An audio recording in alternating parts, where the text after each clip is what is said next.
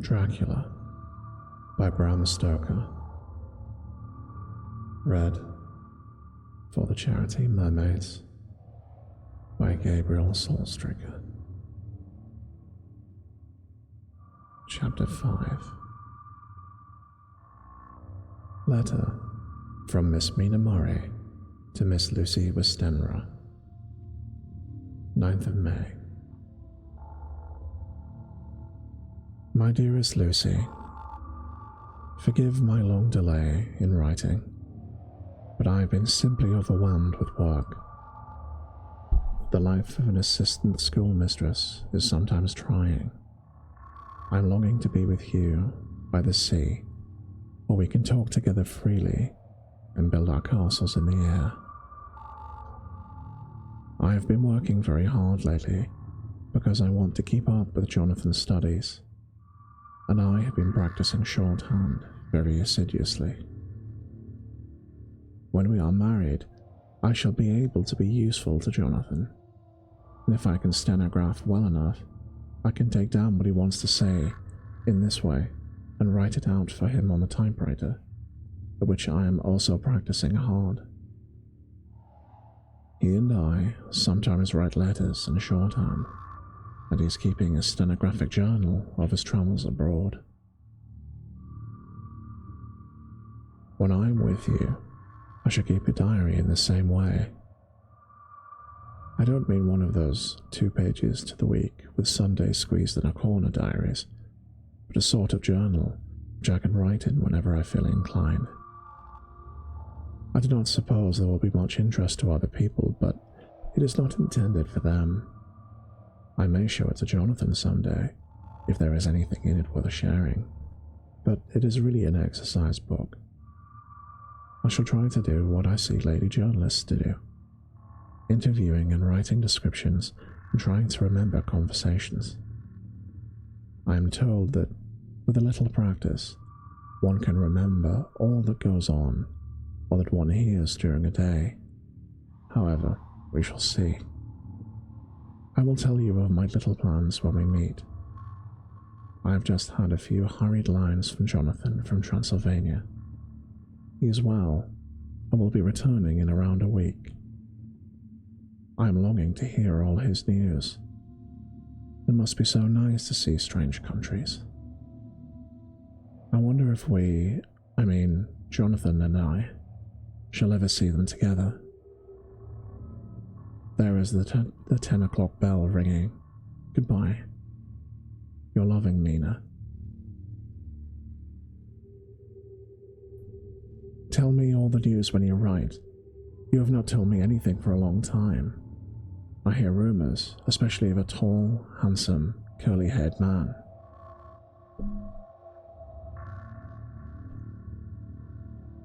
Letter. Lucy Westenra to Mina Murray. 17 Chatham Street, Wednesday.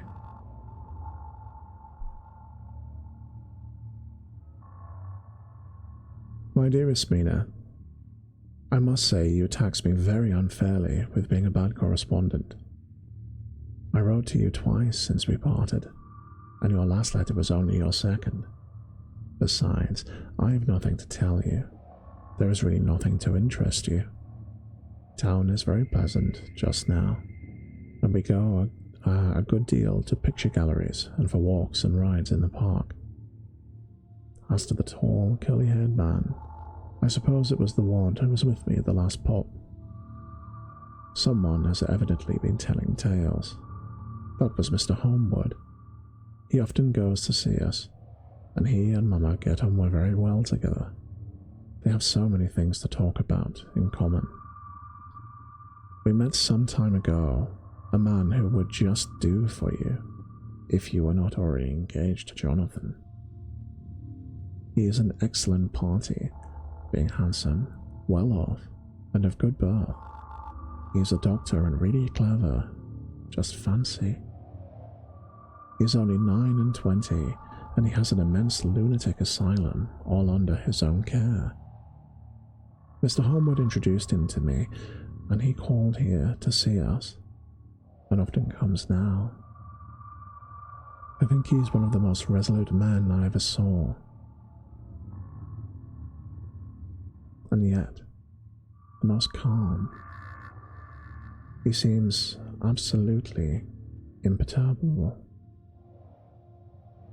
I can fancy what a wonderful power he must have over his patients. He has a curious habit of looking one straight in the face, as if trying to read one's thoughts.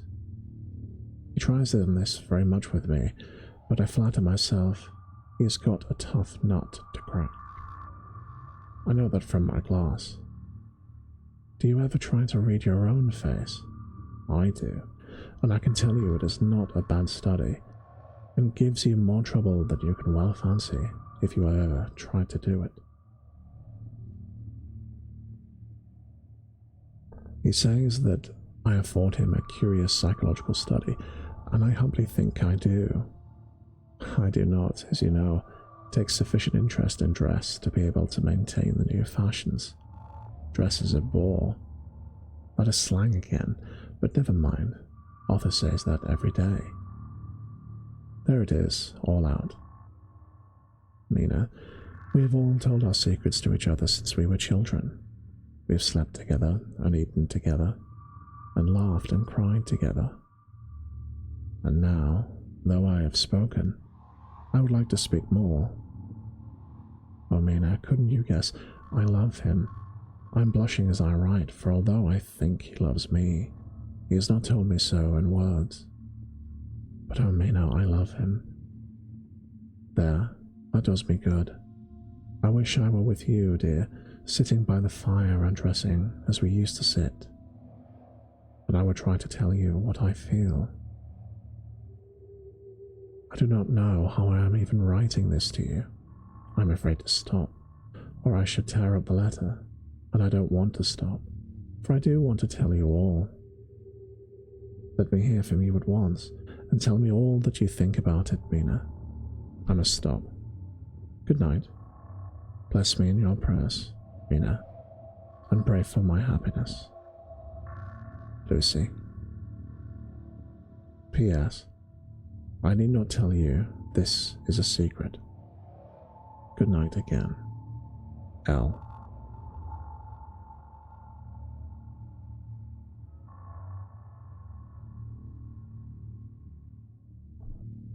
Letter. Lucy Westenra to Mina Murray. 24th of May.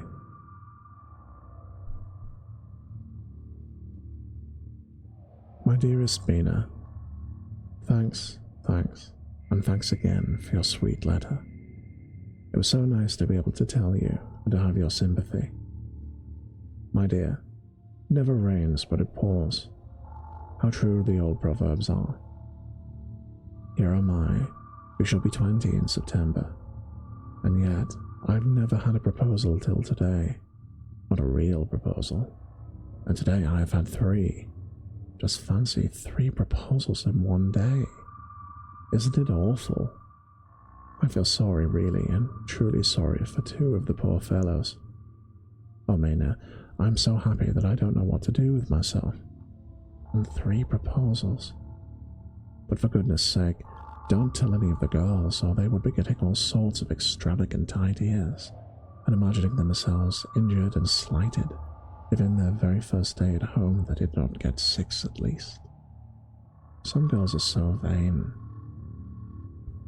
You and I, Mina dear, who are engaged and are going to settle down soon soberly into old married women, can despise vanity.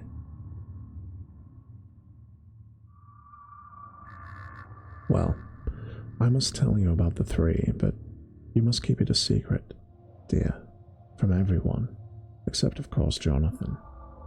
You will tell him, because I would, if I were in your place, certainly tell Arthur.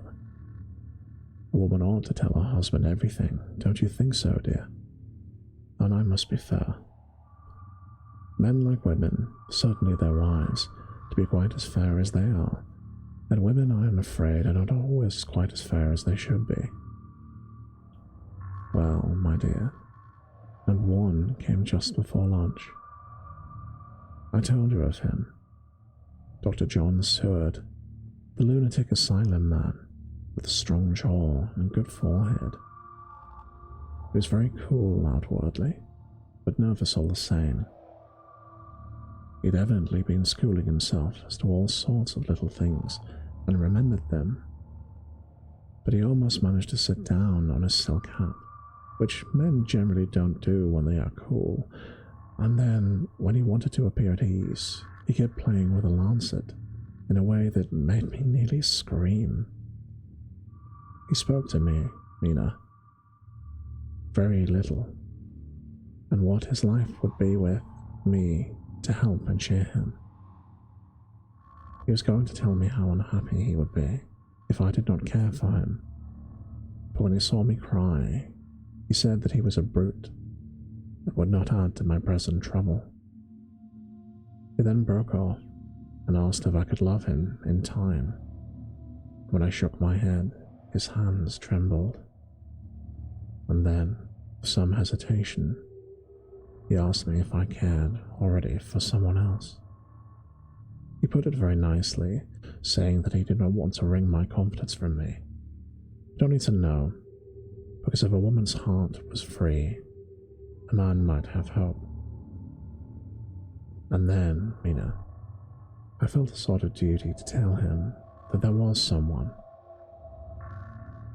I only told him that much, and he stood up, and he looked very strong and very grave as he took both my hands in his and hoped that I would be happy, and that if I ever wanted a friend, I must count him one of the best.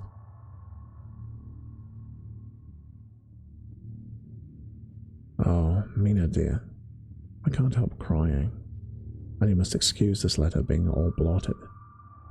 Being proposed to is all nice and well and all sort of bad thing, but it isn't all a happy thing when you have to see a poor fellow, whom you know loves you honestly, going away looking broken-hearted, and to know that no matter what he may say at the moment, you are passing quite out of his life. My dear, I must stop here at present. I feel so miserable, yet I am so happy.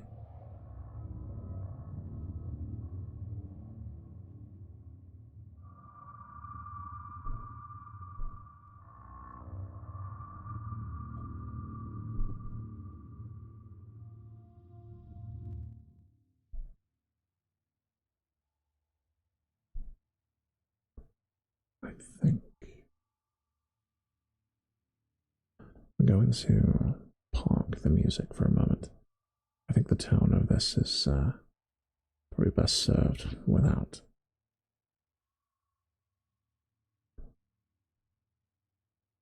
Evening. Oh, hello, Selvak. Good to see you.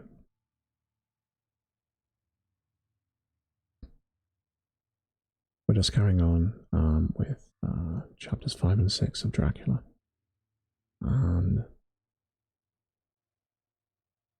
Mina, who is the fiancée of Jonathan Harker, is writing letters to and fro with her friend Lucy. She is talking to her of she was proposed to by 3 different men on one day, and just talking about how that came about and what happened. So, carrying on with that now.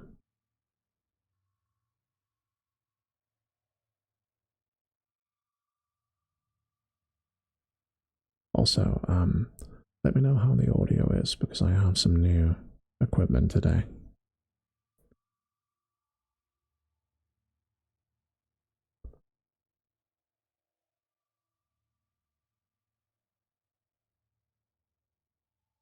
Evening. Arthur has just gone, and I feel better in spirits than when I left off, so I can go on telling you about the day. Well, my dear, number 2 came after lunch. He is such a nice fellow, an American from Texas. He looks so young and so fresh that it seems almost impossible to believe that he's been to so many places and has had such adventures. I sympathize with pure Desdemona when she had such a stream poured in her ear, even by a man. I suppose that we women are such cowards that we would think a man will save us from fears and we marry him. I know, now, what I would do if I were a man and wanted to make a girl love me. No, I don't, for there was Mr. Morris telling us his stories, and Arthur never told any. And yet, my dear, I'm somewhat previous. Mr. Quincy P. Morris found me alone. It seems that a man always does find a girl alone. Well, no, he doesn't, for Arthur tried twice to make a chance, and I helping him all he could. I'm not ashamed to say it now. I must tell you beforehand that Mr. Morris doesn't always speak slang. That is to say, he never does so to strangers or before them. He's really well educated and has exquisite manners. But he found out that it amused me to hear him talk American slang whenever I was present, and there was no one to be shocked. He said such funny things.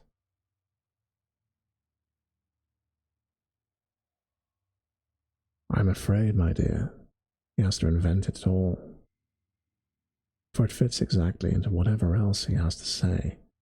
But this is a way slang has. I do not know myself if I shall ever speak slang. I do not know if Mr. Arthur likes it, as I've never heard him use any as of yet. Well, Mr. Morris sat down beside me, and looked as happy and jolly as he could, but I could see all the same that he was nervous. He took my hand in his and said ever so sweetly,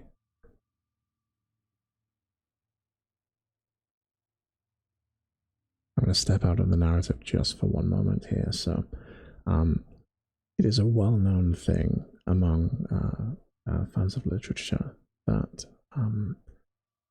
when Bram Stoker writes the part of Quincy, he phonetically writes him in a manner that he believed a Texan would speak.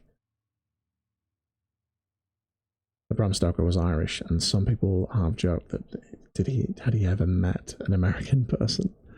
So, what I'm going to say quickly is I'm not going to attempt the voice because I will probably just offend everyone from the other side of the Atlantic. So, I will do my best. We'll see how it goes.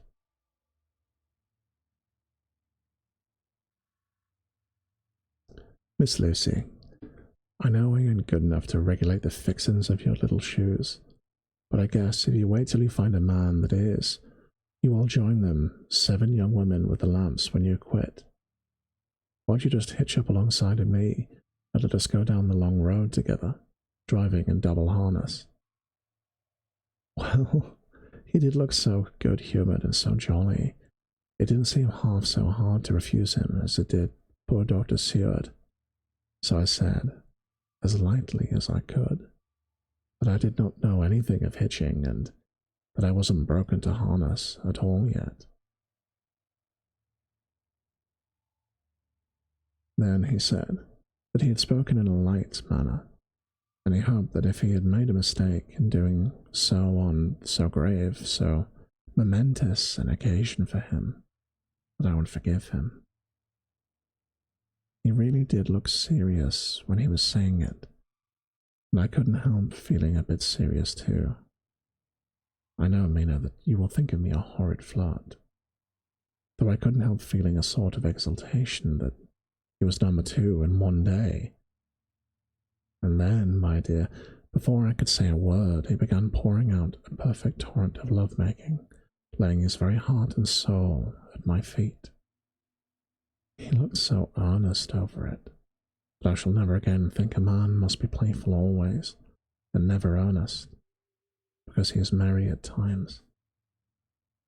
I suppose he saw something in my face which checked him, for he suddenly stopped and said with a sort of manly fervour that I could have loved him for if I had been free.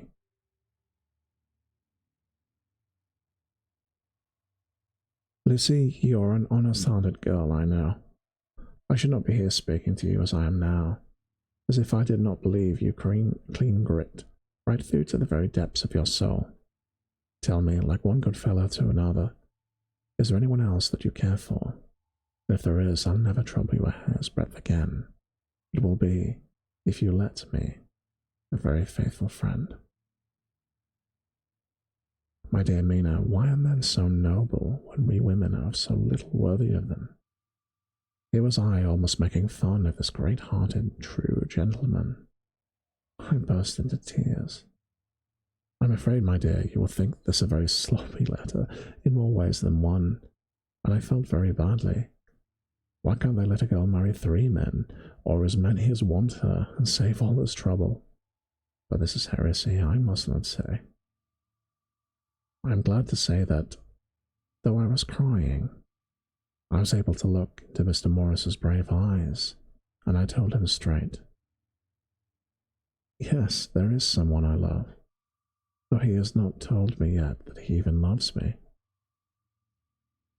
I was right to speak to him so frankly, for quite a light came to his face. He put out both hands and took mine, and I put mine into his, and he said, in a hearty way, "That's my brave girl. It's better worth being late for a chance of winning you than being in time for any other girl in the world. Don't cry, my dear. If it's for me, I'm a hard nut to crack. And I take it standing up. If that other fellow doesn't know his happiness, well, he'd better look for it soon, or he'll have to deal with me. Little girl, your honesty and pluck have made me a friend, and that's rarer than a lover. It's more unselfish anyhow. My dear, I'm going to have a pretty lonely walk between this and Kingdom Come. Will you give me one kiss? It'll be something to keep off the darkness now and then. You can, you know, if you like, for that other good fellow. He must be a good fellow, my dear, and a fine fellow, or you would not love him. Hasn't spoken yet." That quite won me, Mina, for it was brave and sweet of him, and noble to a rival, wasn't it? And so he said, sadly. Ah.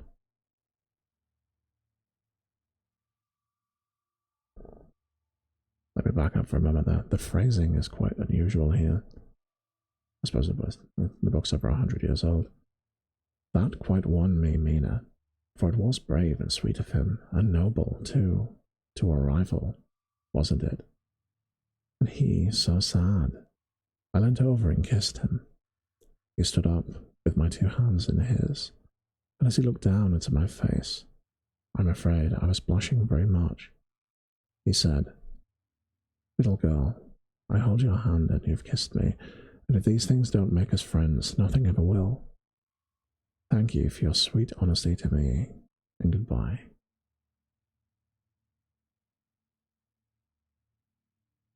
He wrung my hand, and taking up his hat, went straight out of the room without looking back, without a tear or quiver or pause. And I am crying like a baby. Oh, why must a man let that be made unhappy when there are lots of girls about who would worship at the very ground upon which he trod? I know I would if I were free, only I don't want to be free. My dear, this quite upsets me, and I feel I cannot write of happiness just at once, after telling you of it, and I don't wish to tell of the number 3 until it can all be happy. Ever your loving, Lucy. P.S. Oh, about number 3. I didn't tell you of number 3, need I? Besides, it was all so confused. It seemed only a moment from his coming into the room till both his arms were round me, and he was kissing me. I'm very, very happy, and I don't know what I've done to deserve it. I must try only in future to show that I am not ungrateful to God for all his goodness to me in sending to me such a lover, such a husband, and such a friend.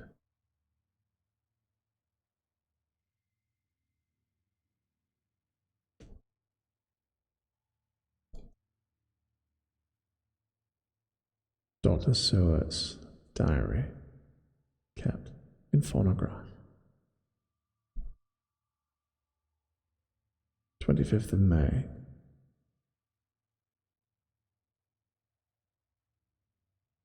Am tired in appetite today. Cannot eat, cannot rest, so diary instead.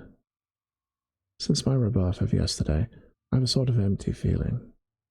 Nothing in the world seems of sufficient importance to be worth doing, as I knew that the only cure for this sort of thing was work. I went down amongst the patients and I picked out one who has afforded me a study of much interest. He is so quaint that I am determined to understand him as well as I can.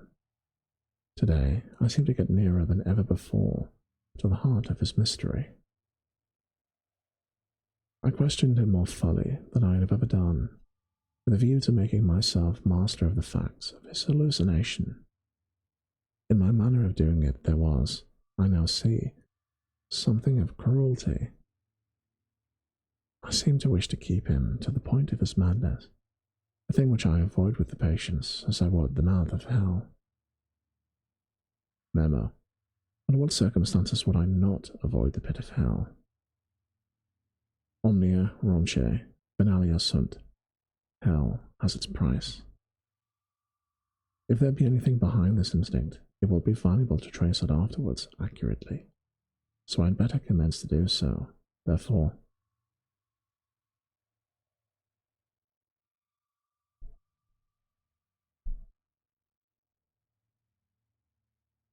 Just to clarify, what follows is he's keeping notes about the patient. R.M. Renfield, age 59, sanguine temperament, great physical strength, morbidly excitable, periods of gloom ending in some fixed idea which I cannot make out. I presume that the sanguine temperament itself and the disturbing influence end in a mentally accomplished finish. A possibly dangerous man, probably dangerous if unselfish. In selfish men, caution is as secure as an armor for their foes as for themselves. What I think of on this point is, when the self is the fixed point of the centripetal force balanced with the centrifugal, duty, cause, is the fixed point, the latter force is paramount, and only accident or a series of accidents can balance it.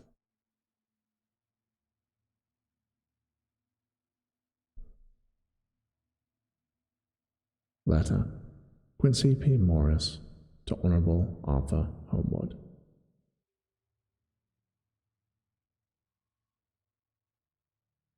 My dear Art, we've told yarns by the campfire in the prairies, and dressed one another's wounds after trying a landing at the Marquesas, and drunk healths on the shore of Titicaca. There are more yarns to be told, and wounds to be healed, and others' health to be drunk. Won't you let this be at my campfire tomorrow night? I have no hesitation in asking you, as I know a certain lady is engaged to a certain dinner party, and that you are free. There will be only one other, our old pal at the Courier, Jack Seward. He's coming too, and we both want to mingle our weeps over the wine cup, and to drink health with all our hearts to the happiest man in all the wide world, who has won the noblest heart that God has made, and the best worth winning. We promise you a hearty welcome, a loving greeting, and as a health as true as your own right hand. We shall both swear to leave you at home if you drink too deep to a certain pair of eyes. Come. Yours as ever and always, Quincy P. Morris. Telegram from Arthur Homewood to Quincy P. Morris, 26th of May. Count me in every time. I bear messages which will make both your ears tingle. Art.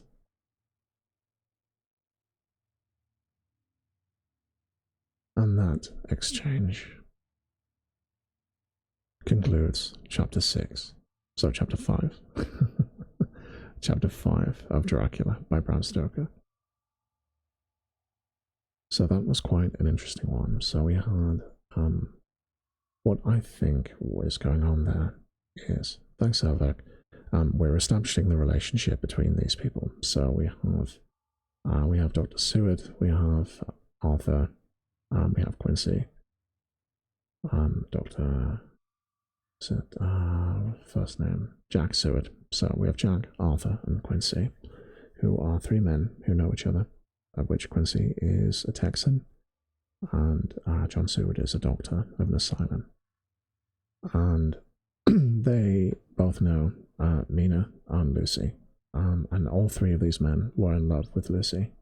They all proposed to her, and Lucy has accepted Arthur's proposal.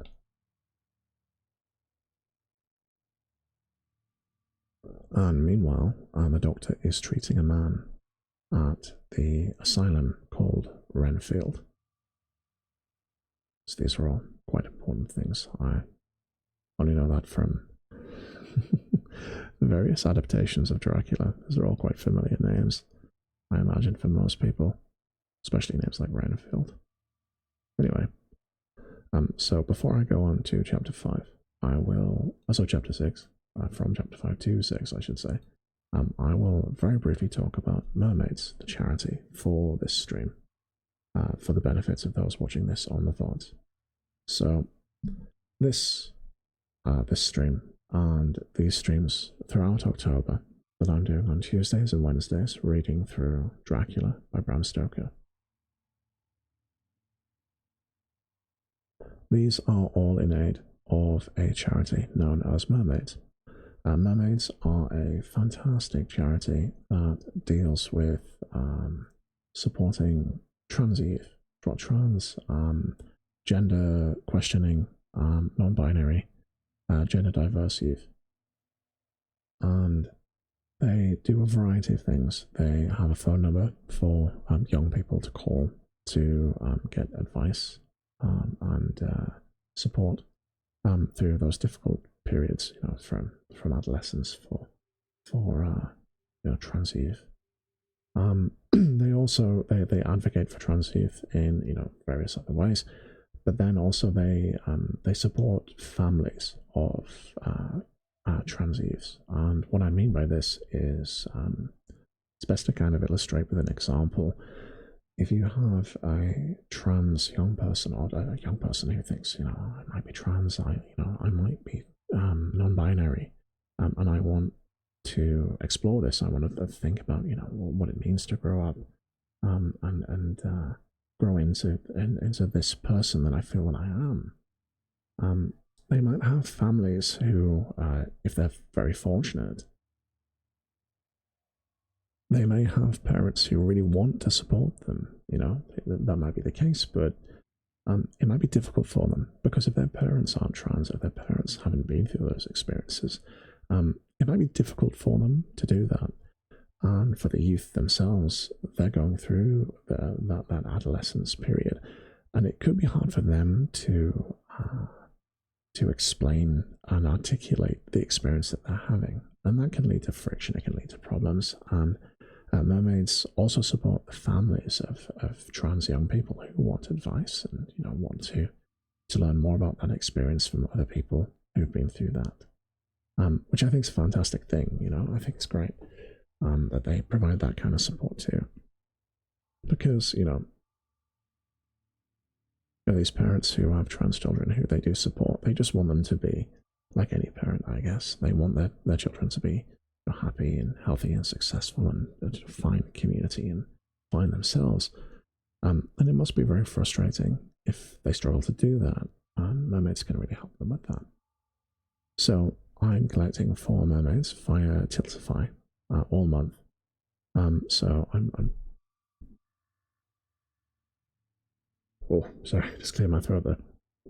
I'm pointing at various bits of text and things around this window. You can't see that, but there will be a link in the description where you can click and get to Tiltify and find out more about the work that they're doing. So yes, and yeah, okay. So what I'm going to do is, in a moment, I'm going to move on to chapter 6. Just before I do, I would like to quickly mention just a few special thanks for the stream. So, first of all, our super donator, absolute hero, Sylvek the Owl, who was our first donator to the campaign. Thank you, Sylvac, for breaking the ice on that one. And also Kalashia Water, who donated as well.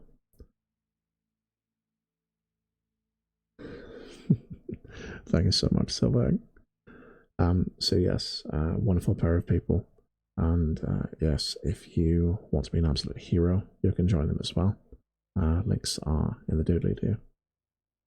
Then also very quickly, just this background here. So this is by May. May is a world creator in VR chat. They often are referred to as May worlds. But if you search for May, MEI, in VR chat, you'll find that worlds very quickly. You probably know some of them already. They've made some very, very popular worlds in VR chat, including this background, which is a world of theirs called Evermist Manor. And yes, thank you so much, May, for giving me permission to stream from this world. Fantastic of you to allow me to do that. And then also, the music, I turned it off in the previous chapter because the tone wasn't quite right, but I'll probably be putting it back on in a moment. The music that I've got for this is by Aaron Light Studios. And they also agreed to have their music used for these streams.